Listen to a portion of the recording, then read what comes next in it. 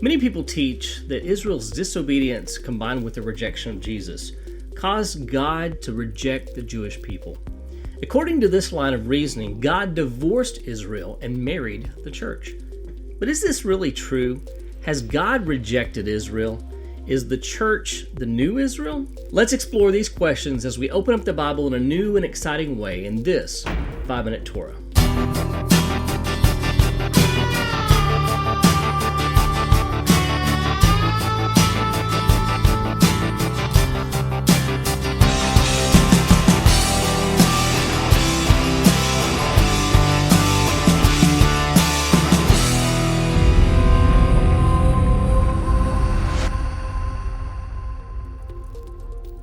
Shalom, I'm Darren with the Minute Torah, where we connect disciples of Yeshua to the eternal Torah of God. Welcome to my channel.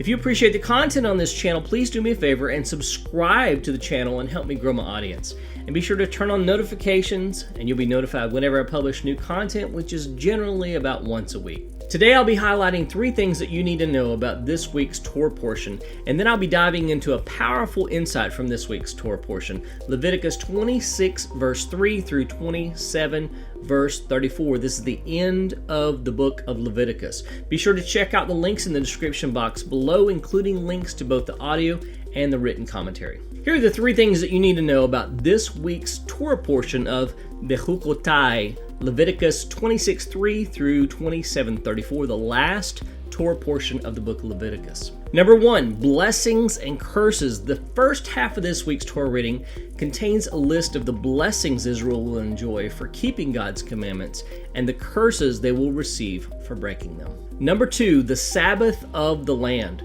In the curses mentioned in this week's Torah reading, God promises to exile Israel if they do not keep the Sabbath, so that the land will enjoy its own Sabbath rest.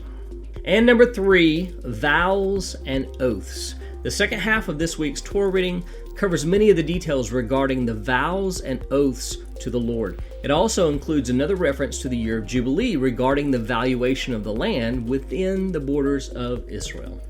This week's 5-Minute Torah commentary is called The Rejection of Israel and comes from my book, 5-Minute Torah, Volume 3. The portion of Bechukotai is the last reading of the book of Leviticus. And although the bulk of the book of Leviticus deals with the laws of sacrificial system and the inauguration of the Levitical duties, it ends on quite a different note. Parashat Bechukotai begins with a reminder that the children of Israel will be blessed if they heed the Lord's instructions and obey His commandments. It begins, "If you walk in my statutes and observe my commandments and do them," and is followed by a list of things that will happen as a result of their obedience. However, immediately following is a stern warning of what will happen if they refuse to obey His Torah and walk in His ways. This list of curses is nearly 3 times as long as the blessings for obedience. When reading this list of afflictions that will come upon the Israelites, it seems that God will be angry enough to wipe them off the face of the earth entirely. He tells them, "And you shall perish among the nations, and the land of your enemies shall eat you up. And those of you who are left shall rot away in your enemies' lands because of the iniquity, and also because of the iniquities of their fathers. They shall rot away like them." That's Leviticus 26, verses 38 and 39. This seems to confirm what many within the church believe has happened. God has rejected Israel just as He promised. Because of a misunderstanding of Paul's language in Romans 11, entire denominations within Christianity believe and teach that the Jewish people have been forsaken by God due to the rejection of Yeshua as the Messiah. They believe that the Jewish people are no longer the true people of God, and that they've been displaced by a truer people of God, namely Christians. But is this really what Paul meant? If so, this would contradict what the Lord had already promised in the Torah. "Yet for all that, when they are in the land of their enemies, I will not spurn them, neither will I abhor them so as to destroy them utterly and break my covenant with them. For I am the Lord their God. But I will for their sake remember the covenant with their forefathers, whom I brought out of the land of Egypt in the sight of the nations, that I might be their God. I am the Lord." This is Leviticus 26, verses 44 and 45. The Apostle Paul himself rejects this line of reasoning that the physical people of Israel has been cast off or displaced. I ask then, has God rejected his people? By no means, for I myself am an Israelite, a descendant of Abraham, a member of the tribe of Benjamin. God has not rejected the people whom he foreknew. Romans 11, verses 1 and 2. Who then is Paul referring to when he speaks of the natural branches who are broken off from the olive tree? Chapter 11, verses 17 and following.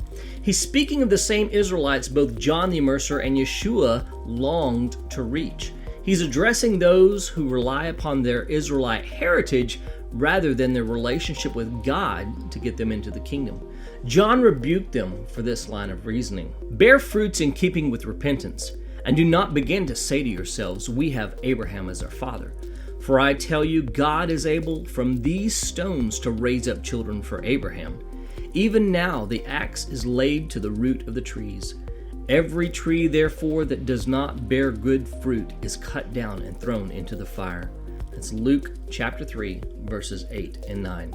Yeshua also longed for the secular and wayward among his people to return to God and to his Torah. He explained this to the spiritual leaders of his day. Those who are well have no need of a physician, but those who are sick. Go and learn what this means.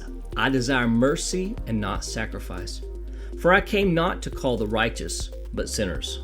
Matthew 9, verses 12 and 13. Speaking through the prophet Isaiah, the Lord makes the bold statement that all Israel will walk before him in righteousness at some point in the future.